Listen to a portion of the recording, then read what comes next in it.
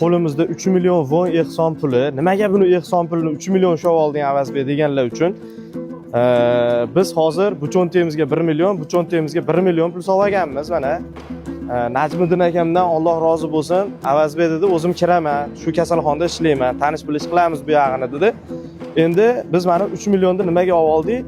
Bilasizlar, biz o'zbekmiz-ku, bozorlashamiz, savdolashamiz, kirib olib, Shahzodbek kasalxonasi 12,5 million chiqqan ekan, kirib 3 million beramiz deymiz. Borimiz shu deymiz.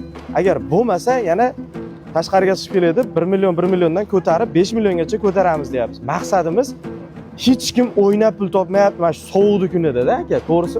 Hech kim o'ynab pul topmayapti, hamma bir so'mdan ehson qilyapti. Shu ehsonlarni joyiga ishlatish. Hali men doim aytaman, ehson yig'ish bitta masala, ehsonni joyiga ishlatish alohida masala. Iltimos sizlardan biz maytdagilarni, karslarni norozi qilib, musulmonni bolasini olib ketmaymiz. Rozi bo'lib, biz rozimiz, qolgani skitka bizdan yordam deydi, keyin ketamiz. Qiyomatda ham da'vo qilmaydigan holatda biz marhumni olib ketamiz, bularni rozi qilib. Shuning uchun bizni haqqimizga ko'proq duo qilinglar. 3 millionni beramiz, yo'q desa 5 milliongacha ko'taramiz inshaalloh.